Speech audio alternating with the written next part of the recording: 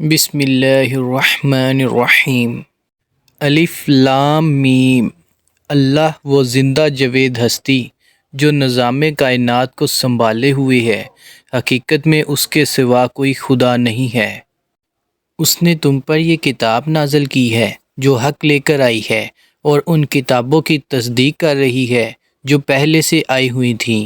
اس سے پہلے وہ انسانوں کی ہدایت کے لیے تورات اور انجیل نازل کر چکا ہے، اور اس نے وہ کسوٹی اتاری ہے جو حق اور باطل کا فرق دکھانے والی ہے۔ اب جو لوگ اللہ کے فرامین کو قبول کرنے سے انکار کریں ان کو یقیناً سخت سزا ملے گی۔ اللہ بے پناہ طاقت کا مالک ہے اور برائی کا بدلہ دینے والا ہے۔ زمین اور آسمان کی کوئی چیز اللہ سے پوشیدہ نہیں۔ وہی تو ہے جو تمہاری ماؤں کے پیٹ میں تمہاری صورتیں جیسی چاہتا ہے بناتا ہے۔ اس زبردست حکمت والے کے سوا کوئی اور خدا نہیں ہے۔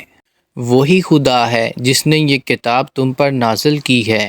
اس کتاب میں دو طرح کی آیات ہیں، ایک محکمات جو کتاب کی اصل بنیاد ہیں، اور دوسری متشابہات جن لوگوں کے دلوں میں ٹیڑھ ہے، وہ فتنے کی تلاش میں ہمیشہ متشابہات ہی کے پیچھے پڑے رہتے ہیں اور ان کو معنی پہنانے کی کوشش کیا کرتے ہیں، حالانکہ ان کا حقیقی مفہوم اللہ کے سوا کوئی نہیں جانتا، برخلاف اس کے جو لوگ علم میں پختہ کار ہیں وہ کہتے ہیں کہ ہمارا ان پر ایمان ہے، یہ سب ہمارے رب ہی کی طرف سے ہیں، اور سچ یہ ہے کہ کسی چیز سے صحیح سبق صرف دانشمند لوگ ہی حاصل کرتے ہیں۔ وہ اللہ سے دعا کرتے رہتے ہیں کہ پروردگار، جب تو ہمیں سیدھے رستے پر لگا چکا ہے تو پھر کہیں ہمارے دلوں کو کجی میں مبتلا نہ کر دیجیو، ہمیں اپنے خزانہ فیض سے رحمت عطا کر کہ تو ہی فیاض حقیقی ہے۔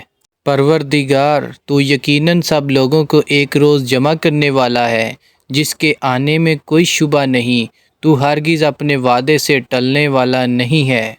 جن لوگوں نے کفر کا رویہ اختیار کیا ہے انہیں اللہ کے مقابلے میں نہ ان کا مال کچھ کام دے گا نہ اولاد، وہ دوزخ کا ایندھن بن کر رہیں گے۔ ان کا انجام ویسا ہی ہوگا جیسا فرعون کے ساتھیوں اور ان سے پہلے کے نافرمانوں کا ہو چکا ہے کہ انہوں نے آیات الہی کو جھٹلایا۔ نتیجہ یہ ہوا کہ اللہ نے ان کے گناہوں پر انہیں پکڑ لیا، اور حق یہ ہے کہ اللہ سخت سزا دینے والا ہے۔ پس اے محمد صلی اللہ علیہ وآلہ وسلم، جن لوگوں نے تمہاری دعوت کو قبول کرنے سے انکار کر دیا ہے ان سے کہہ دو کہ قریب ہے وہ وقت جب تم مغلوب ہو جاؤ گے اور جہنم کی طرف ہانکے جاؤ گے، اور جہنم بڑا ہی برا ٹھکانہ ہے۔ تمہارے لیے ان دو گروہوں میں ایک نشان عبرت تھا جو بدر میں ایک دوسرے سے نبرد آزما ہوئے۔ ایک گروہ اللہ کی راہ میں لڑ رہا تھا اور دوسرا گروہ کافر تھا۔ دیکھنے والے با چشم سر دیکھ رہے تھے کہ کافر گروہ مومن گروہ سے دو چند ہے، مگر نتیجے نے ثابت کر دیا کہ اللہ اپنی فتح و نصرت سے جس کو چاہتا ہے مدد دیتا ہے۔ دیدے بنا رکھنے والوں کے لیے اس میں بڑا سبق پوشیدہ ہے۔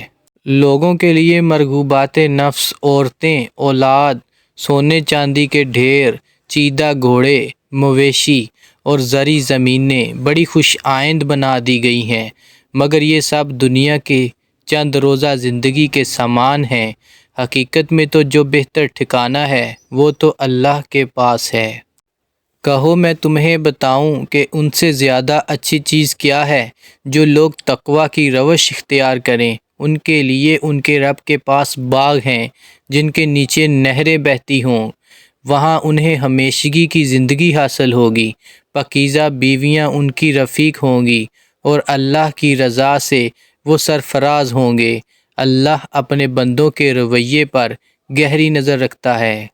یہ وہ لوگ ہیں جو کہتے ہیں کہ مالک، ہم ایمان لائے، ہماری خطاؤں سے درگزر فرما اور ہمیں آتش دوزخ سے بچا لے۔ یہ لوگ صبر کرنے والے ہیں، راست باز ہیں، فرما بردار اور فیاض ہیں، اور رات کی آخری گھڑیوں میں اللہ سے مغفرت کی دعائیں مانگا کرتے ہیں۔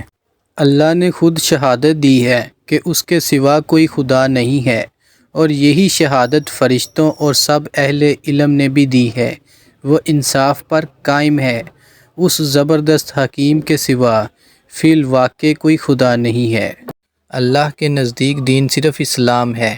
اس دین سے ہٹ کر جو مختلف طریقے ان لوگوں نے اختیار کیے جنہیں کتاب دی گئی تھی، ان کے اس طرز عمل کی کوئی وجہ اس کے سوا نہ تھی کہ انہوں نے علم آ جانے کے بعد آپس میں ایک دوسرے پر زیادتی کرنے کے لیے ایسا کیا، اور جو کوئی اللہ کے احکام و ہدایت کی اطاعت سے انکار کر دے، اللہ کو اس سے حساب لیتے کچھ دیر نہیں لگتی ہے۔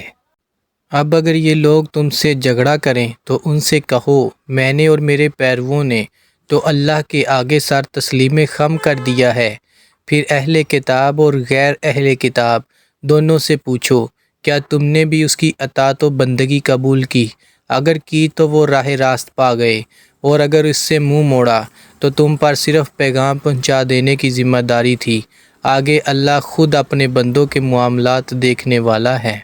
جو لوگ اللہ کے احکام و ہدایت کو ماننے سے انکار کرتے ہیں اور اس کے پیغمبروں کو ناحق کو قتل کرتے ہیں، اور ایسے لوگوں کی جان کے درپے ہو جاتے ہیں جو خلق خدا میں عدل و راستی کا حکم دینے کے لیے اٹھیں، ان کو دردناک سزا کی خوشخبری سنا دو۔ یہ وہ لوگ ہیں جن کے اعمال دنیا اور آخرت دونوں میں ضائع ہو گئے، اور ان کا مددگار کوئی نہیں ہے۔ تم نے دیکھا نہیں جن لوگوں کو کتاب کے علم میں سے کچھ حصہ ملا ہے، ان کا حال کیا ہے؟ انہیں جب کتاب الہی کی طرف بلایا جاتا ہے تاکہ وہ ان کے درمیان فیصلہ کرے، تو ان میں سے ایک فریق اس سے پہلو تہی کرتا ہے اور اس فیصلے کی طرف آنے سے منہ پھیر جاتا ہے۔ ان کا یہ طرز عمل اس وجہ سے ہے کہ وہ کہتے ہیں آتش دوزخ تو ہمیں مس تک نہ کرے گی، اور اگر دوزخ کی سزا ہم کو ملے گی تو بس چند روز۔ ان کے خود ساختہ عقیدوں نے ان کو اپنے دین کے معاملے میں بڑی غلط فہمیوں میں ڈال رکھا ہے۔ مگر کیا بنے گی ان پر جب ہم انہیں اس روز جمع کریں گے جس کا آنا یقینی ہے۔ اس روز ہر شخص کو اس کی کمائی کا بدلہ پورا پورا دے دیا جائے گا، اور کسی پر ظلم نہ ہوگا۔ کہو، خدایا ملک کے مالک، تو جسے چاہے حکومت دے اور جسے چاہے چھین لے، جسے چاہے عزت بخشے اور جس کو چاہے ذلیل کر دے۔ بھلائی تیرے اختیار میں ہے، بے شک تو ہر چیز پر قادر ہے۔ رات کو دن میں پروتا ہوا لے آتا ہے، اور دن کو رات میں، جاندار میں سے بے جان کو نکالتا ہے اور بے جان میں سے جاندار کو، اور جسے چاہتا ہے بے حساب رزق دیتا ہے۔ مومنین اہل ایمان کو چھوڑ کر کافروں کو اپنا رفیق اور دوست ہرگز نہ بنائیں۔ جو ایسا کرے گا اس کا اللہ سے کوئی تعلق نہیں۔ ہاں، یہ معاف ہے کہ تم ان کے ظلم سے بچنے کے لیے بظاہر ایسا طرز عمل اختیار کر جاؤ، مگر اللہ تمہیں اپنے آپ سے ڈراتا ہے اور تمہیں اسی کی طرف پلٹ کر جانا ہے۔ اے نبی صلی اللہ علیہ وسلم، لوگوں کو خبردار کر دو کہ تمہارے دلوں میں جو کچھ ہے اسے خواہ تم چھپاؤ یا ظاہر کرو، اللہ بہرحال اسے جانتا ہے۔ زمین و آسمان کی کوئی چیز اس کے علم سے باہر نہیں ہے، اور اس کا اقتدار ہر چیز پر حاوی ہے۔ وہ دن آنے والا ہے جب ہر نفس اپنے کیے کا پھل حاضر پائے گا، خواہ اس نے بھلائی کی ہو یا برائی۔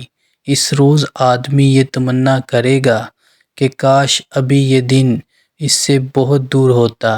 اللہ تمہیں اپنے آپ سے ڈراتا ہے اور وہ اپنے بندوں کا نہایت خیر خواہ ہے۔ اے نبی صلی اللہ علیہ وسلم، لوگوں سے کہہ دو کہ اگر تم حقیقت میں اللہ سے محبت رکھتے ہو تو میری پیروی اختیار کرو۔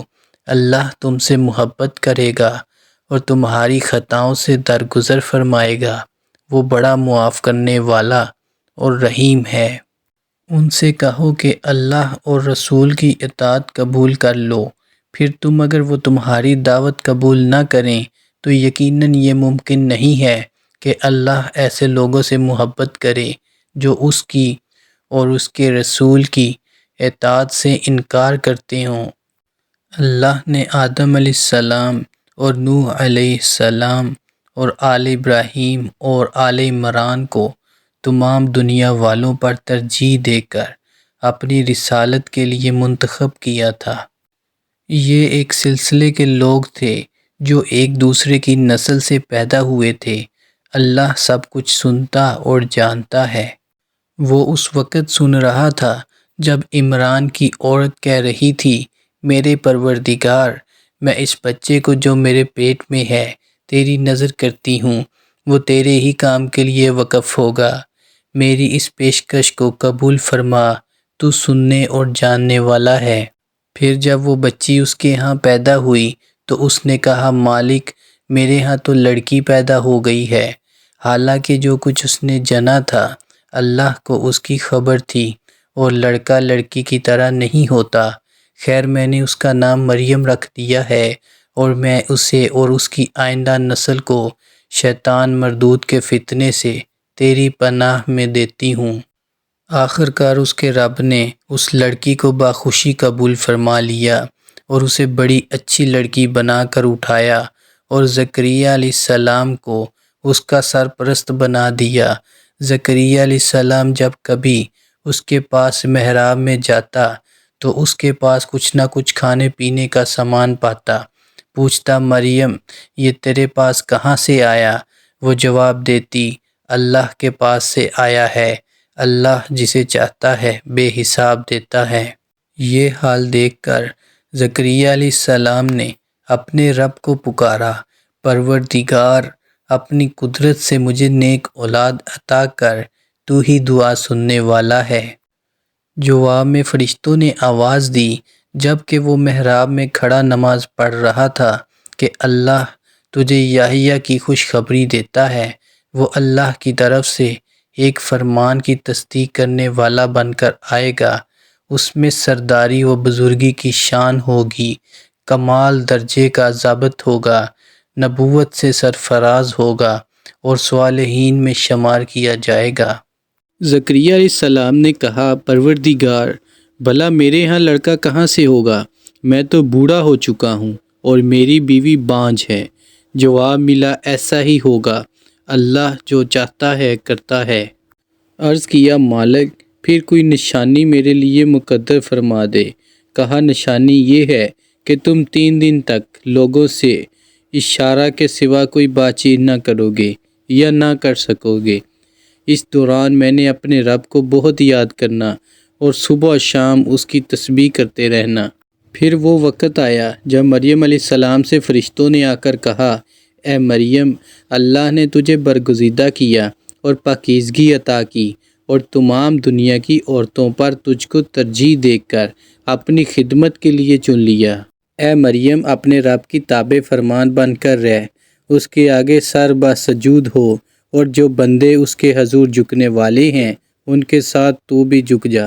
اے محمد صلی اللہ علیہ وسلم، یہ غیب کی خبریں ہیں جو ہم تم کو وحی کے ذریعہ سے بتا رہے ہیں، ورنہ تم اس وقت وہاں موجود نہ تھے جب ہیکل کے خادم یہ فیصلہ کرنے کے لیے کہ مریم کا سرپرست کون ہو اپنے اپنے قلم پھینک رہے تھے، اور نہ تم اس وقت حاضر تھے جب ان کے درمیان جھگڑا برپا تھا۔